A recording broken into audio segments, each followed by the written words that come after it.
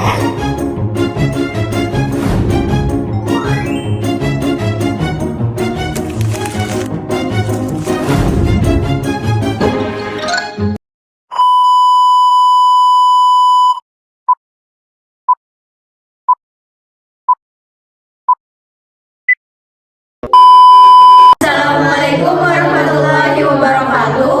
Kami dari kelompok 4 ingin mempresentasikan hasil kerja kelompok kami tentang mengidentifikasi segmen pasar dan target pasar. Baik, di sebelah kanan kami ada pembaca 1. Saya Faisal Setiadi, saya akan membacakan materi 1. Saya Ibnu Juniarti, saya akan membacakan materi 2. Saya Tafina Maharani akan membacakan materi 3. Saya Nesendaya akan membacakan materi 4. Saya Wina Kusmawati akan membacakan materi 5. Baik, selanjutnya ada materi 1 yang akan membacakan tentang tingkat segmentasi pasar. Tingkat segmentasi pasar dimulai dari pemasaran massal, yaitu produksi, distribusi, dan promosi. Satu jenis produk untuk semua pembeli, contohnya handphone dengan model T yang hanya tersedia dalam satu warna, hitam, atau Coca-Cola dengan botol ukuran standar gram 0,5 ons. Pemasaran massal mengutamakan efisiensi biaya rendah untuk menciptakan pasar besar dengan harga terjangkau. Namun beberapa menyatakan bahwa pemasaran massal sedang sekarang sebagian besar perusahaan beralih ke pemasaran mikro pada 1 dari 4 tingkat, yaitu segmen, ceruk, wilayah, dan perorangan. Baik, selanjutnya pemasaran segmen. Segmen pasar terdiri dari sekelompok pelanggan yang memiliki sekumpulan kebutuhan dan keinginan yang serupa.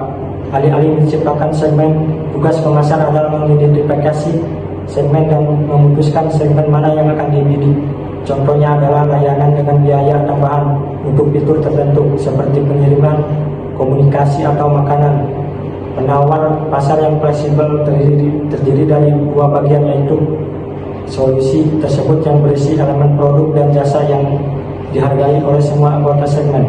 Opsi terbuka yang dihargai oleh beberapa anggota segmen. Segmentasi dapat dibagi menjadi segmen preferensi homogen ketika konsumen memiliki preferensi hampir sama.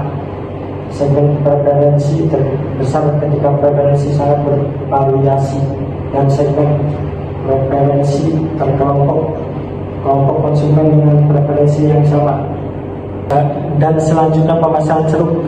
Pemasaran ceruk yaitu fokus pada kelompok pelanggan kecil dengan kebutuhan spesifik yang terabaikan. Contohnya adalah Hertz, Avis, Alamo, dan perusahaan lain yang mengkhususkan diri dalam mobil sewa, bendara untuk pelancong, bisnis dan hiburan. Maka enterprise menyerang pasar pengganti asuransi, beranggaran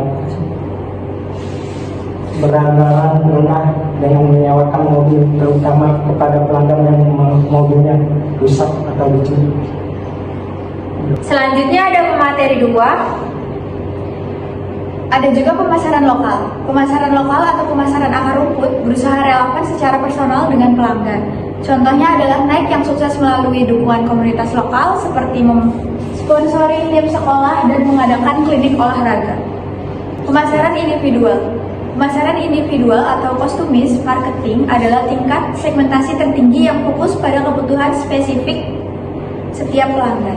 Konsep customize yang diperkenalkan oleh Wing dan pengawasannya menggabungkan penyesuaian massal dengan pemasaran individual.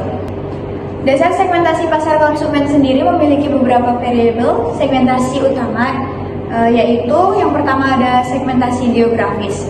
Segmentasi geografis memerlukan pembagian pasar menjadi unit geografis seperti negara, wilayah, kabupaten, atau lingkungan sekitar.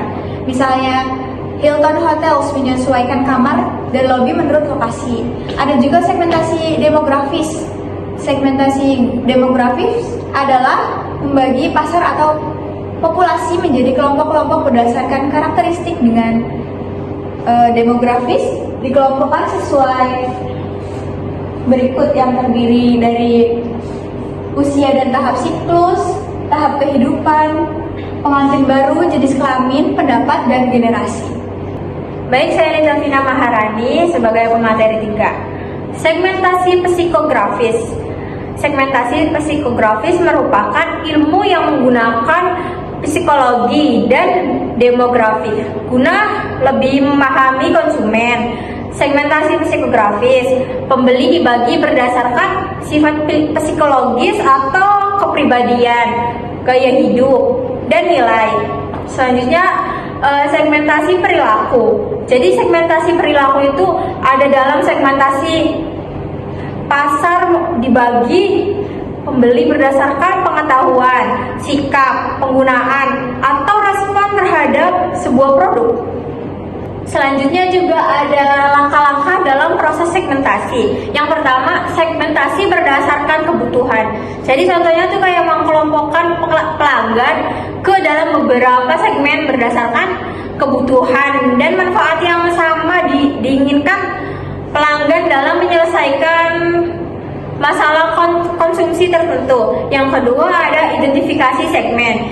Identifikasi segmen untuk setiap segmen berbasis kebutuhan, tentukan kelompok demografis, saya hidup, dan perilaku penggunaan mana yang membuat segmentasi itu berbeda dan dapat diidentifikasi atau tidak ditindaklanjuti. Terus yang ketiga ada daya tarik segmen. Daya tarik segmen itu contohnya kayak menggunakan kriteria daya tarik segmen yang ditentukan sebelumnya seperti pertumbuhan pasar, intensitas persaingan, dan akses pasar. Terus yang keempat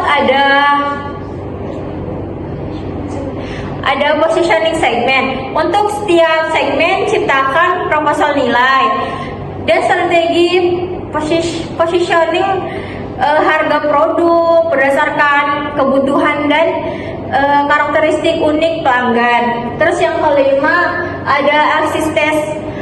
Jadi segmen yang menciptakan jalan cerita segmen untuk menguji daya tarik setiap strategi positioning segmen. Terus yang kelima ada strategi bauran pemasaran.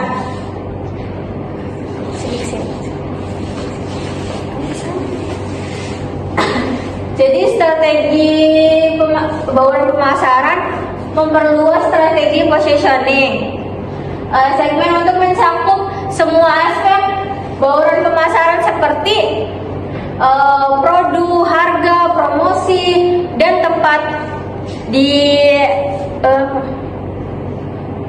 lokasi tersebut.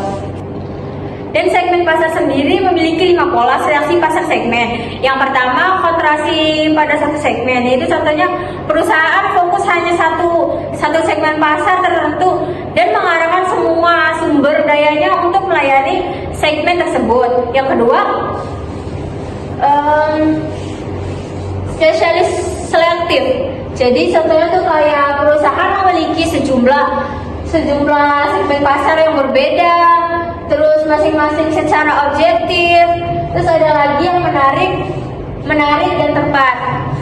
Dan hasil sebagai pemateri 4 akan membacakan 5 pola seleksi pasar segmen. Yang ketiga yaitu spesialisasi produk. Perusahaan membuat produk tertentu dan kemudian dijual di beberapa segmen pasar. 4. Spesialis pasar. Perusahaan berkonsentrasi untuk melayani berbagai kebutuhan dari satu kelompok pelanggan tertentu. 5. Cakupan pasar penuh. Perusahaan berusaha melayani semua kelompok pelanggan dengan semua produk yang mungkin mereka perlukan. Dan adapun loyalitas pemasaran biasanya membayangkan 4 kelompok berdasarkan status loyalitas pemerek. Ada loyalitas berat, konsumen yang hanya membeli satu merek sepanjang waktu. Kedua, loyalitas yang bergeser, konsumen yang beralih loyalitas dari satu merek ke merek yang lain. Yang ketiga, loyalitas yang berbagi, konsumen yang loyal kepada 2 atau 3 merek. Yang terakhir, orang yang suka berpindah, konsumen yang tidak memperlihatkan loyalitas kepada merek apapun. Dan selanjutnya itu ada dasar untuk segmentasi pasar bisnis. Pemasaran bisnis menggunakan berbagai variabel untuk segmentasi pasar seperti variabel demografik, operasional.